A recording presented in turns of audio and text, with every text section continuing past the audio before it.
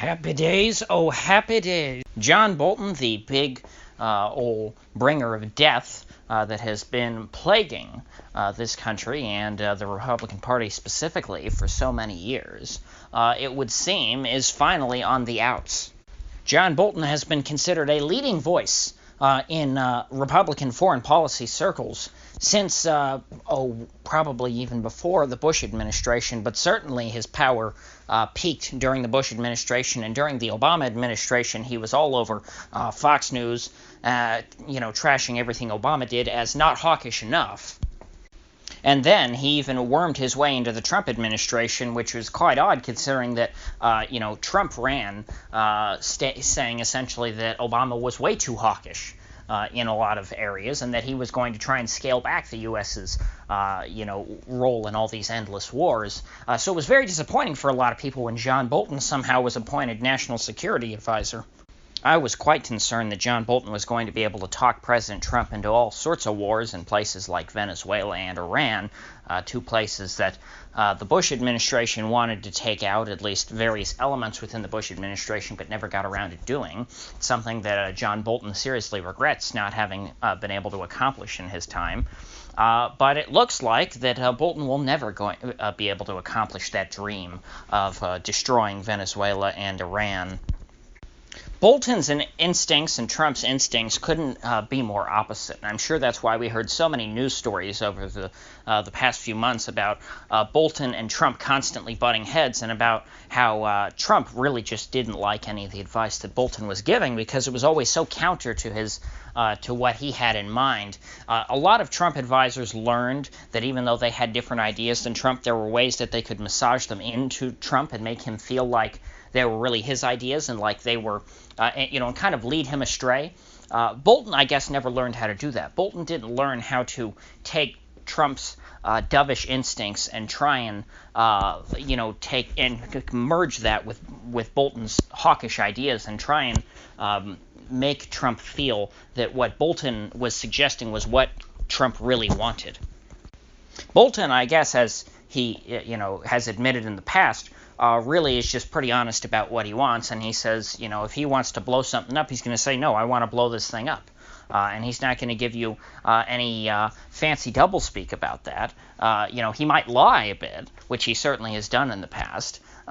He's lied to the American people. But if you're talking to him one-on-one, and he says, hey, I want to blow up Venezuela because I think that they're a problem, he's not going to try and put that into your language. He's not going to try and pander to you.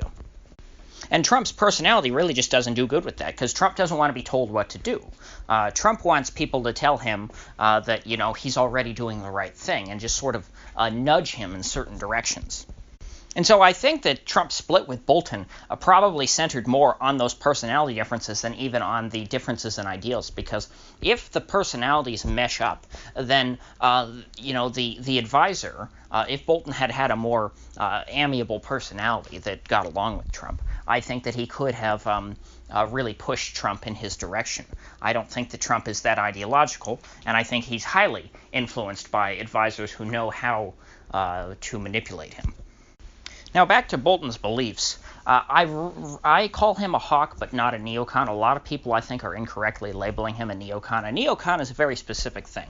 The term neoconservative comes from a man named Michael Harrington, who was the head of the Democratic Socialists of America back in the 70s, and he came up with it, I believe, as a mocking term against people like Irving Kristol, the father of Bill Kristol, the noted neocon, and he called them neoconservatives in a derogatory sense because, what we consider neoconservatives today were liberals in the 60s. They were just very hawkish liberals. And because of their very hawkish nature and their desire to engage more aggressively with the Soviet Union and the communist world, they sort of were pushed into the Republican Party more from the Democratic Party, since the Democratic Party was seen as more dovish, though they kept all of their left-leaning domestic policy ideas. And they also had a very particular fetish with democracy. There is this idea called democratic peace theory, to which stated that democracies don't go to war with each other. Dictatorships go to war with each other, and dictatorships go to war with democracies, but democracies never go to war with democracies. So their idea was that, hey, if we democratize the entire world, we'll be able to end all wars forever. And that's why they ended up toppling, secular dictators like Saddam Hussein and trying to replace them with unstable democratic governments.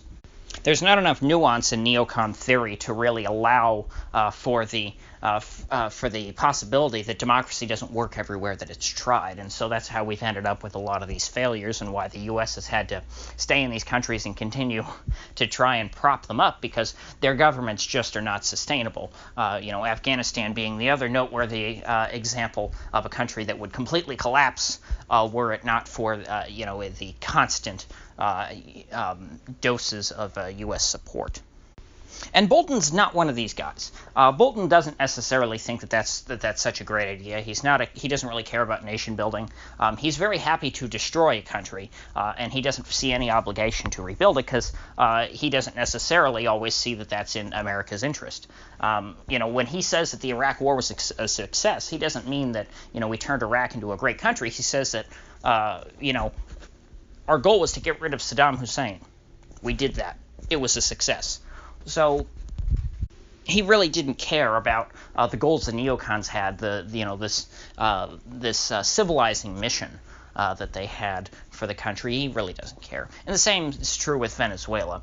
He sees the current Maduro government as a government that's allied with Russia and China, and so he says, well, we need to get rid of them and replace them with a government that's allied with us.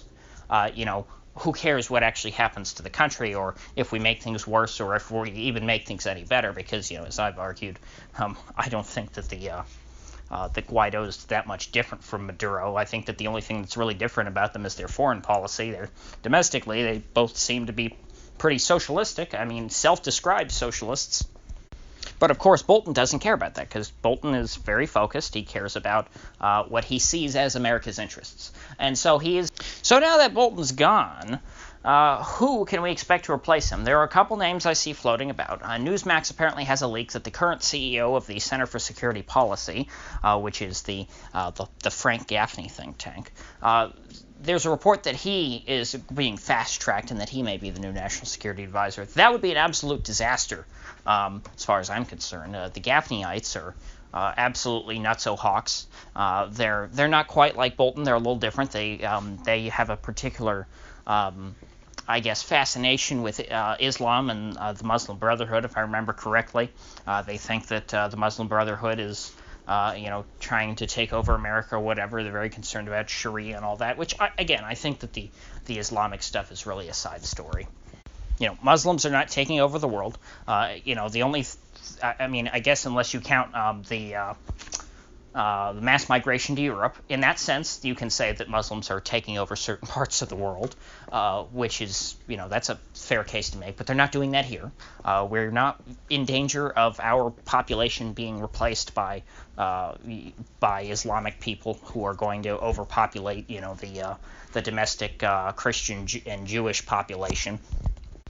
Yeah, so this Center for Security Policy guy, he's probably a kook, as far as I'm concerned. So would be a very bad choice. And I also think that optics-wise, that Trump wouldn't want to do that, because the guy is, those guys are not considered very They're not considered very credible.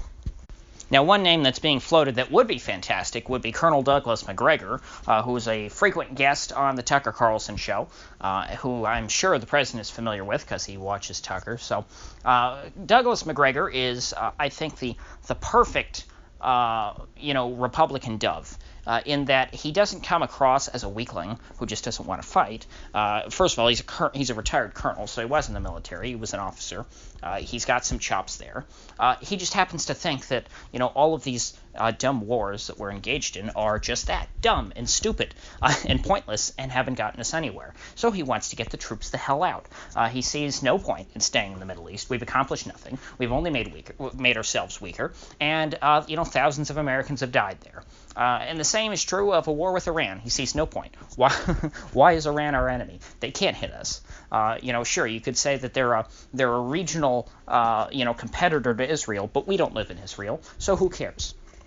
He's a very strong, no-nonsense attitude, and he is on the right issue of most foreign policy stuff. So as far as National Security Advisor goes, I think he'd be great because he looks the part of a great tough guy that Trump would like, who would do great in press conferences and would really present a dovish foreign policy in as a very tough stance. And you do have to be tough to take that on, because the status quo that all of the past very weak and diminutive presidents have pursued is just continuing this cycle of endless death and destruction around the world. And so I hope that Douglas McGregor has a great shot at this, and I certainly will be following up on this when the president does select a new national security advisor. So if you get anything of value out of this video, I'd appreciate you clicking that like button and sharing this video. And if you haven't already, please do subscribe, because I do upload every day, and I'd hate to have you miss one. So, well, see you folks back here tomorrow.